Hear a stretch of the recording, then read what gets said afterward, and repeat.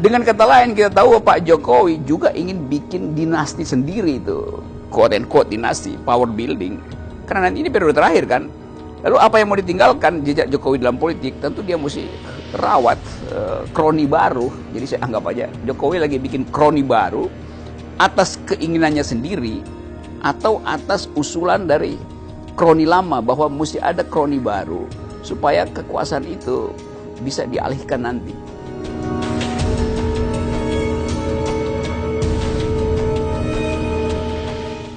Tokoh Papua mengatakan Indonesia maju. Maju anaknya, maju mantunya, sindir Jokowi kah? Tokoh Papua, Chris Wamea, tak henti-hentinya menyindir Presiden Jokowi terkait sistem politik oligarki dan dinasti. Hal itu diungkapkan Chris melalui cuitan di akun Twitternya. Sebelumnya putra sulung Presiden Jokowi, Gibran Rakabuming Raka, merupakan salah satu kontestan dalam pemilihan kepala daerah 2020, yaitu calon wali kota Solo. Selain itu, menantu Jokowi, Bobi Afif Nasution, juga resmi mendapatkan rekomendasi dari PDIP untuk maju pada Pilkada Medan.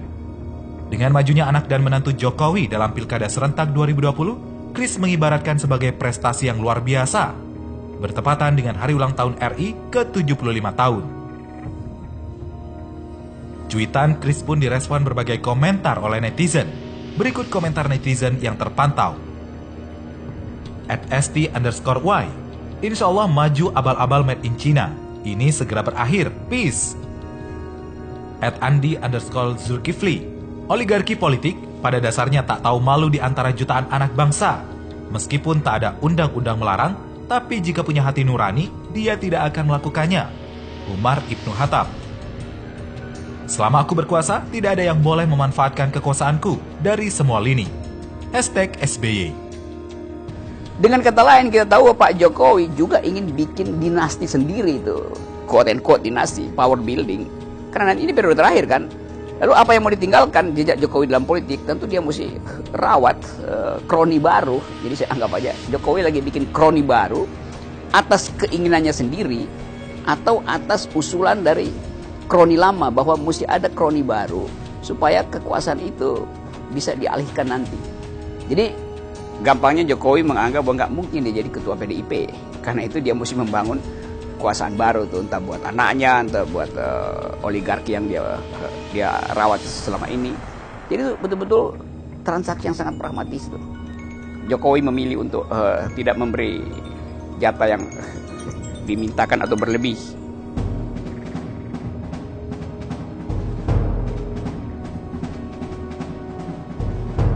Ya itu perlawanan. Ya, kita senang aja karena ada power struggle di situ. Kan itu menunjukkan bahwa dugaan-dugaan publik terhadap kemampuan maneuvering Prabowo justru ditangkap secara lebih cepat oleh Jokowi ketimbang Megawati kan. Jadi Megawati anggap bahwa sebelum power building itu sepenuhnya diurus di Teguh Umar, mending saya konten dulu Prabowo tuh kan. Jadi akhirnya Prabowo nanti yang akan bijak membagi kekuasaan terhadap Jokowi dan terhadap Megawati sebagai pengusul dia. Karena Prabowo masih berpikir dia memerlukan Megawati di 2024, demikian sebaliknya Megawati memerlukan Prabowo di 2024 tuh. Nah, yang menarik nanti kalau di dalam praktek kekuasaan Gerindra dan PDIP bikin semacam blok untuk mengamankan Jokowi, mengamankan Prabowo dan Mega, kepentingan Prabowo dan Mega di 2024, dan blok ini yang akan beroposisi pada kabinet Jokowi itu.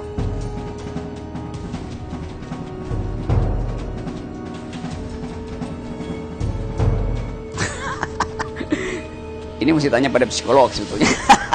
Psikologi apa di belakang tidak masuknya BG dalam kabinet? Dengan cepat kalau saya psikolog, saya akan anggap bahwa ya Ibu Mega merasa lebih aman bila Pak BG itu tetap ada di wilayah intelijen itu. Dan ya masuk akal sebetulnya, karena kalau Pak BG misalnya masuk, mesti ada orang menggantikan posisi BG yang secara psikologi ya dekat dengan Megawati itu. Karena tradisi hubungan antara PDIP dengan intelijen dibangun dengan sangat intensif melalui Pak BG itu.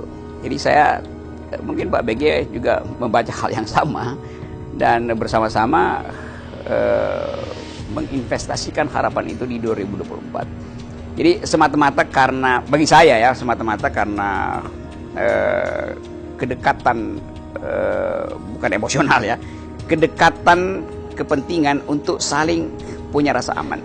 Tentu Ibu Mega merasa aman karena beliau katakan dia dekat dengan Prabowo, dan Prabowo ada di kabinet mengurus hal-hal yang berhubungan dengan keamanan. Tapi keamanan itu kan keamanan real yang dipegang oleh Prabowo. Keamanan yang tidak real ada pada BG. Jadi Ibu Mega merasa aman karena ada yang mengamankan dia secara fisik, yaitu Prabowo. Orang akan anggap ya pasti Prabowo soal pertahanan itu, bangsa yang kuat bertahan itu memungkinkan bangsa ini melanjutkan kepemimpinan di 2024 dan Megawati ada di dalam rencana itu tuh.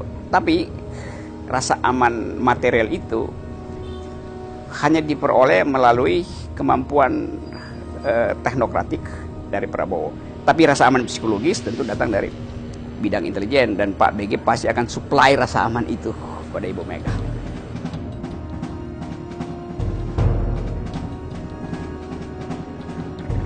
Saya kira begitu, sampai satu waktu diperlukan figur baru yang harus tampil sebagai kader itu. Memang orang katakan ya Budi Gunawan memegang institusi resmi negara yaitu intelijen. Ya iya itu secara hukum begitu tuh. Tapi kimia politik kan harus dibaca dengan cara lain kan. Kimia politik antara Megawati dan Budi Gunawan mungkin baru bisa diterangkan nanti di menjelang 2024, apakah Budi Gunawan akhirnya masuk sebagai kader PDIP atau tetap memberi rasa aman, suplai rasa aman di luar partai, dengan tetap di luar partai. Ya itu silahkan orang berimajinasi tentang itu.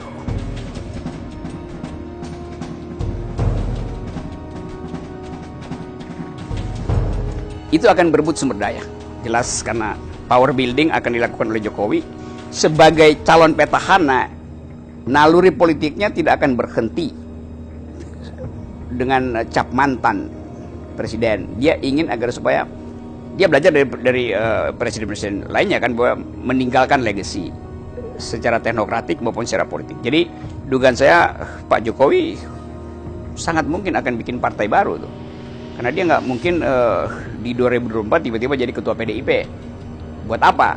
Nggak bisa dipilih lagi buat apa ya kan? Jadi dia akan bangun partai yang mengidentikan, atau dia akan diidentifikasi sebagai ketua partai baru, bukan lagi petugas partai dari Megawati. Pada saat yang sama, Megawati pasti kesempatan terakhir untuk memperlihatkan bahwa kaderisasi di PDIP berhasil dengan ditampilkannya figur baru yang pasti datang dari keluarga dekat Megawati sendiri itu.